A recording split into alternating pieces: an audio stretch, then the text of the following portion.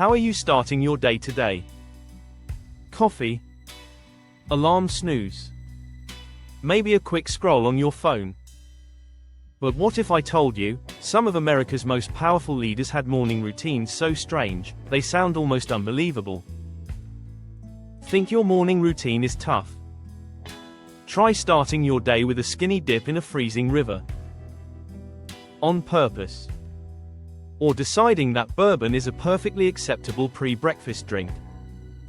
While you're hitting snooze for the third time, some of America's most powerful leaders were starting their days with some of the most bizarre rituals imaginable. You might recognize the faces on the money, but you have no idea what they did before their first cup of coffee.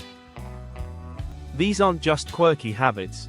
These are the strange, disciplined, and sometimes downright weird routines that fuel these men for the relentless pressure of the Oval Office. We're talking about everything from icy plunges and stiff drinks to petroleum jelly. So, if you've ever felt a little odd about your own morning rituals, get ready to feel a whole lot better about yourself. Stick around as we count down the 5 most unusual morning routines of US presidents. Part 1. Fact number 5. Kicking off our list at number 5 is a routine that's less bizarre and more peak 90s. It perfectly captures the era, and it belongs to the 42nd president, Bill Clinton. During his time in the White House, Clinton was famous for his morning jogs. Now, a president jogging is nothing new. It's good for their health, it makes for a great photo op, and it projects an image of vitality. But Clinton's jogs were different. They often included an unscheduled detour that gave his security detail a collective heart attack. Much to the frustration of his Secret Service agents, Clinton would frequently divert his run straight to a local McDonald's. Picture the scene: the most powerful man in the world, surrounded by a team of elite agents, suddenly breaks formation and darts into a fast food joint, still in his sweaty workout clothes. One minute he's pounding the pavement, the next he's inside, shaking hands with baffled customers and ordering a breakfast sandwich. There are tons of photos from the era capturing these moments. A jogging president-elect waiting at the counter, or sitting down with a coffee and a soft drink after working up a sweat. Before social media, making impromptu fast food stops was the ultimate way to seem like one of the people. It was relatable, it was spontaneous, and it drove his handlers absolutely crazy. It helped cement his public persona as the saxophone-playing, McDonald's-eating president. While his successes might go for a carefully crafted kale smoothie, Bill Clinton's routine was a reminder that sometimes, the leader of the free world just really wants an Egg McMuffin. Part 2. Fact number 4. Coming at number 4, we go back about half a century to a routine that's a little less fast food and a lot more hard stuff. This one belongs to the 33rd president, Harry S. Truman, the man tasked with leading the nation out of World War II. Truman's morning didn't start with coffee. It started with a kick. Waking up bright and early, he would, on his doctor's advice, take a shot of bourbon.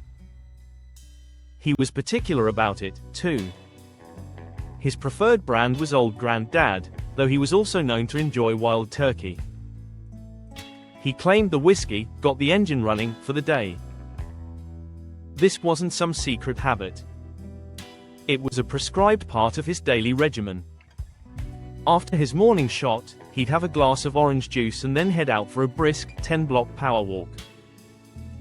Only after all that would he return to the White House for a proper breakfast with an egg, toast, and bacon.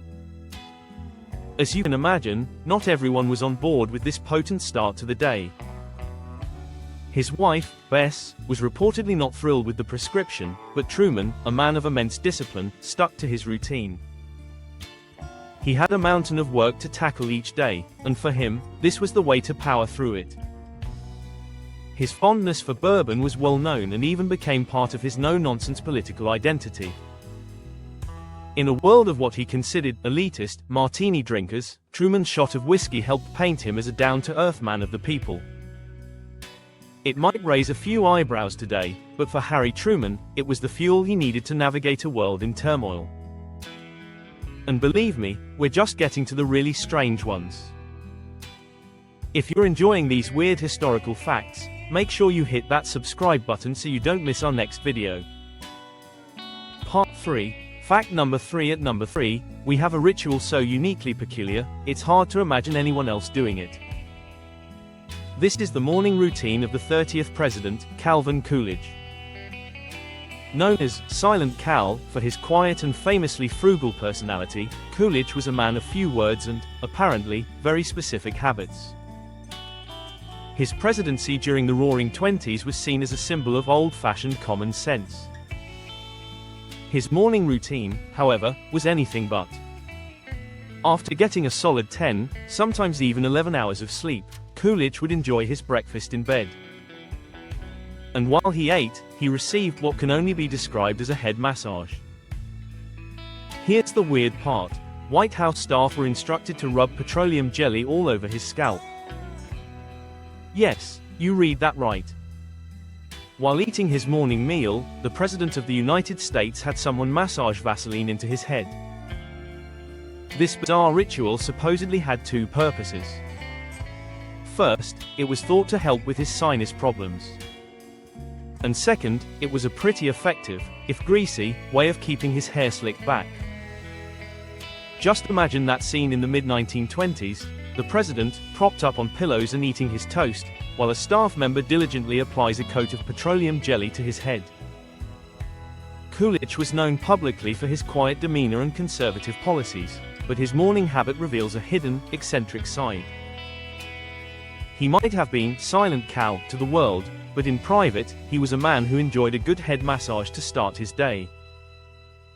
Part 4. Fact number 2. Our runner-up for the most unusual morning routine is a true breakfast of champions, if your idea of a champion is someone who just unapologetically loves to eat.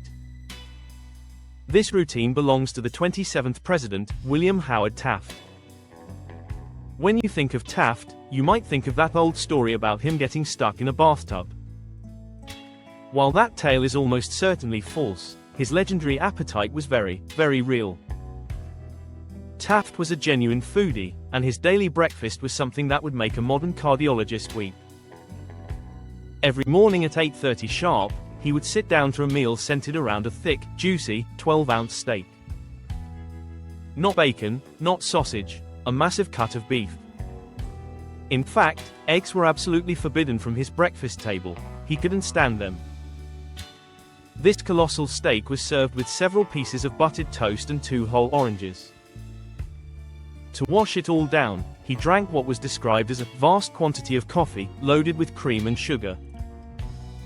This wasn't an occasional treat, this was his daily fuel. His chief housekeeper wrote in her memoirs about buying butter by the tub and meat by the cartload just to keep up with the president's tastes. His battle with his weight was a lifelong issue, and years later, after his presidency, a doctor finally had to intervene, ordering his morning steak to be cut down to a still hefty 6 ounces. Taft famously complained, "Things are in a sad state of affairs when a man can't even call his gizzard his own." Part 5. Fact number 1. And now, for the number 1 most unusual morning routine in presidential history. This ritual is the perfect storm of discipline, eccentricity, and a total disregard for freezing temperatures. It belongs to the 6th President, John Quincy Adams. Long before any meetings or briefings, John Quincy Adams would walk from the White House to the Potomac River for his daily swim. And he did it completely naked. Every morning around 5 a.m., he'd take a 20 to 60-minute swim in the often frigid water. Adams started this practice around the age of 50 and kept it up for over 30 years, convinced that the bracing cold sharpened his mind and was essential for his health. This habit wasn't without its risks. On one occasion, his canoe capsized mid-river, and both he and his servant were thrown into the water.